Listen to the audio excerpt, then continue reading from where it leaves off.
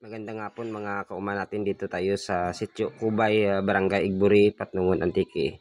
At dito may nakasalubong tayo na isang babae at tinanong natin kung sino ang bahay. Kaya tinuro niya yung mga pamangkin niya, ang bahay niyan sa pamangkin niya.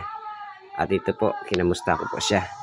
At dito po si ate, pinatuloy niya ako sa kanilang bahay at dito naglakad-lakad ako papunta doon sa kanila. Dahil nga sa sinabi niya na yung sitwasyon nila dito ay talagang mahirap dahil sa nakaraang bagyo na daanan sila ng bagyong Paing dito. Kaya ganun kataas yung mga buhangin dito sa likuran natin, mga kauma natin. At dito tinuro niya ng bahay na tinitirahan niya. Kaya dito daw sabi niya yung sitwasyon nila ay ganito. At dito sinabi niya na siya ay single at walang asawa. Nag-isa lang dahil namatay na yung kanyang tatay at nanay, yung mga magulang niya. Kaya abang kinikwento ko siya dito, siya lang daw nakatira dito sa bahay at wala nang kasama kundi yung mga pamangkin niya lang. Sinasamahan lang siya dito. Habang kinakausap natin si ate dito tungkol sa kanyang sitwasyon, dito naman tinanong natin sa kanyang pangalan, mga kauma ko. Ophelia Akupan. Ophelia Akupan. So, kamusta na? Si Buyuma pala dito, umikot si Buyuma. So, mga kauma natin. Salamat. So, ito pala si Ate Ophelia. Anong barangay ito na? Sitio Kubay. Sitio Kubay, Igburi, Patnungon, Antique. So, dito tayo mga kauma natin dahil nga sa dito ng kunting tulong kay Ate Ophelia Akupan. So, shout out sa Akupan family. Nandyan dito sa Igburi, Patnungon, Antique. Maraming Akupan talaga dito. So, sa araw-araw na anak buhay mo na isang kakumukuha ng ano mo? Kunting ayan, no? At dito tinuro ni Ate Ophelia yung mga taniman niya dito na dito siya kumukuha ng anak buhay niya sa araw-araw. Nagtatanim ng mga gulay, mga kaumanap. At dito mabigay tayo ng konting tulong kay Ate Ophelia, mga kauma ko.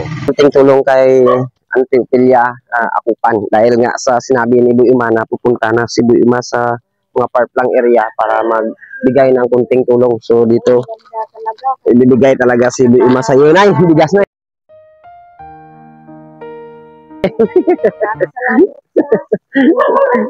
Diba? Malaking tulong. Makita niyo yung sitwasyon namin, diba? So yung bahay pala ito, hindi pala ito kay nanay. Yung bahay na ito para sa mga magulang niya pa noon. So kaya siya na lang nag-iisa rin dito dahil wala na yung mga magulang niya. So siya na lang nag-iisa. Single talaga si Ate Ophelia. So di pagtapos si ate, may grocery ka ba? Salamat ka. Kahit na, ganito sabi ko nga sana, diba? Ako, kahit na, mahirap ang sitwasyon sa sakit, diba? Oo, tama yan natin. So mga kauma natin, nagbigay tayo dito ng kunting tulong kay Ate Ophelia dito sa Barangay Igburi. Maraming salamat sa nagbigay nito kay Sir. Dahil salamat sa nag-sponsor nito. At saka, hindi pa tapos na eh. Bibigay na sabihin mo. Dami pala. Souvenir mag siya natin, Ate Ophelia, para yan sa inyo. Para hindi nyo naman makalimutan si Buyuma. Sana masabi niyo, Ate Ophelia. Sir, maraming salamat. Nakapunta kayo dito sa amin. At least nakita niyo yung sitwasyon namin. Sana marami pa kayong mapuntahan at matulungan. Marami rin salamat. God bless all. Okay. So dito mga kauma, maraming salamat talaga sa suporta rin dito sa Barangay Kubay, Sitio Kubay, Barangay Igburi, Patnungon, Antique. At shout out dyan sa lahat ng Akupan family sa Igburi, Patnungon, Antique. So mabuhay kayo. Maraming salamat. More power and God bless. So mabuhay kayo.